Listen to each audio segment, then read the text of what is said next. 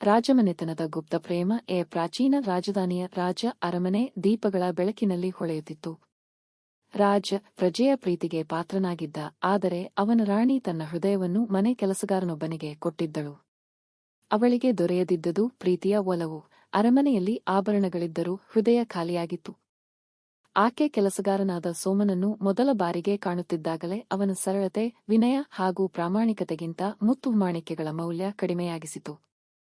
ಸೋಮ ತನ್ನ ಕೆಲಸಕ್ಕೆ ನಿಷ್ಠನಾಗಿದ್ದ, ಆದರೆ ಅವನು ತಿಳಿದಿರಲಿಲ್ಲ, ಅವನು ಅರಮನೆಯ ತಲೆಗೆ ಬಲಿಯಾದವನಾಗುತ್ತಿದ್ದಾನೆ.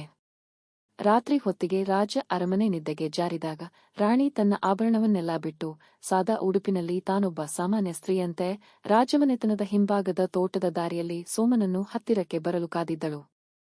ಅವರ ಪ್ರೀತಿ ಉರಿಗೊಳ್ಳುತ್ತಿದ್ದಂತೆ ಭಯವೂ ಅವರೊಂದಿಗೆ ಬೆಸೆದುಕೊಳ್ಳತೊಡಗಿತು. ಒಂದು ರಾತ್ರಿ ಈ ಗುಪ್ತ ಪ್ರೇಮ ರಾಜ್ಯದ ವಕ್ರದೃಷ್ಟಿಗೆ ಬಿದ್ದಿತು. ರಾಜನ ಖಾಸಗಿ ದಾಸಿಯೊಬ್ಬಳು ಈ ವಿಷಯವನ್ನು ಅವನ ಕಿವಿಗೆ ಸೇರಿಸಿದಳು. ಕೋಪೋದ್ರಿಕ್ತನಾದ ರಾಜ ತನ್ನ ಅಸ್ಥಿರ ಮನಸ್ಸಿನಿಂದ ತಕ್ಷಣವೇ ವೀರ ಸೈನಿಕರನ್ನು ಕಳುಹಿಸಿದ. ರಾಣಿಯನ್ನು ಎದುರಿಸುತ್ತಿದ್ದ ಸೋಮನಿಗೆ ಸೈನಿಕರ ಪಾದಗಳ ಒರೆಸುನು ಕೇಳಿಬಂತು. ಏನಾದರೂ ಆಗಲಿ, ನಾ ಬರುವೆ. ಸೋಮ ತನ್ನ ಪ್ರೀತಿಗಾಗಿ ಪ್ರಾಣ ತ್ಯಾಗಕ್ಕೂ ಸಿದ್ಧನಾದ. ಆದರೆ ರಾಣಿ ಅದನ್ನು ಸಹಿಸಲಾರಳಾಯಿತು. ಅವಳ ದಿಟ್ಟ ಮನಸ್ಸು ರಾಜನ ಮುಂದೆ ನಿಲ್ಲಲು ನಿರ್ಧರಿಸಿತು. ನಾನು ಅವನನ್ನು ಪ್ರೀತಿಸುತ್ತೇನೆ ರಾಜ. ಪ್ರೀತಿ ಪಾಪವಲ್ಲ, ಆಕೆ ಕಣ್ಣೀರಿಗೆ ತುತ್ತಾಗಿ ಹೇಳಿದಳು. ರಾಜನ ಅಚ್ಚರಿ ನಿರ್ಧಾರ. ಆ ರಾಜನು ಕೋಪೋದ್ರಿಕ್ತನಾಗಿದ್ದರೂ ಅವನೊಳಗಿನ ರಾಜನಿಗಿಂತ ಮನುಷ್ಯನ ಹೃದಯ ಹೆಚ್ಚು ಮಾತನಾಡಿತು. ಅವನು ರಾಣಿಯ ಕಣ್ಣೀರನ್ನು ನೋಡಿದಾಗ ಆಕೆಯ ಪ್ರೀತಿ ಸುಳ್ಳಲ್ಲ ಎಂಬುದನ್ನು ಅರಿತ. ಸೋಮನ ಭಯಭೀತ ಮುಖದ ಹಿಂದೆ ಇರುವ ನಿಷ್ಠೆ ಮತ್ತು ಪ್ರಾಮಾಣಿಕತೆಯನ್ನು ಕಂಡನು. ಅವನ ತಲೆ ತಗ್ಗಿಸಿದ ಸ್ಥಿತಿಯನ್ನು ನೋಡಿದ ರಾಜನು ತನ್ನ ಪೀಠದ ಮೇಲಿನಿಂದ ಎದ್ದು ತಡಕಾಡುವ ಗಂಭೀರ ಸ್ವರದಲ್ಲಿ ಹೇಳಿದನು, ನಿಮ್ಮ ಪ್ರೀತಿ ನಿಷ್ಕಳಂಕವೆಂದು ನಾನು ಬಲ್ಲೆ. ಆದರೆ ರಾಜ್ಯದ ಮೊರೆತ ಇದನ್ನು ಒಪ್ಪುವುದಿಲ್ಲ. ಜನರ ಮುಂದೆ ನೀವು ಒಬ್ಬ ರಾಜಮನೆತನದ ರಾಣಿ ಮತ್ತು ಸೇವಕ. ಆದರೆ ನನ್ನ ಅನುಮತಿಯಲ್ಲಿ ಯಾರಿಗೂ ಗೊತ್ತಾಗದಂತೆ ನೀವು ನಿಮ್ಮ ಪ್ರೀತಿಯನ್ನು ಮುಂದುವರಿಸಬಹುದು. ಈ ನಿರ್ಧಾರಕ್ಕೆ ಎಲ್ಲರೂ ಆಶ್ಚರ್ಯಚಕಿತರಾದರು. ಇದನ್ನು ಕೇಳಿದ ರಾಣಿ ರಾಜನ ಕಡೆ ನೋಡಿದಳು.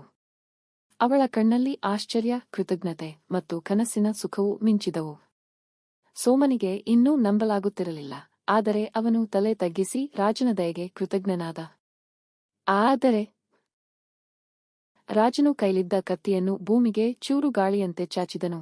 ನಿಮ್ಮ ಪ್ರೀತಿ ಅರಮನೆಯ ಗೋಡೆಯೊಳಗೆ ಮಾತ್ರ ಇರಬೇಕು. ಯಾವ ಕ್ಷಣಕ್ಕೂ ಇದು ಹೊರಗಿನವರಿಗೆ ಗೊತ್ತಾದರೆ ನೀವು ಇಬ್ಬರೂ ಇದನ್ನು ಬೆಲೆ ತೆರಬೇಕಾಗುತ್ತದೆ. ರಾಜನ ಈ ನಿರ್ಧಾರವು ಪ್ರೀತಿ ಮತ್ತು ಅಧಿಕಾರದ ಮಧ್ಯದ ಏಕಾತ್ಮತೆ ಬಿಂಬಿಸಿತು. ರಾಣಿ ಮತ್ತು ಸೋಮ ಈ ಗುಪ್ತ ಪ್ರೇಮವನ್ನು ಮುಂದುವರಿಸಿದರು.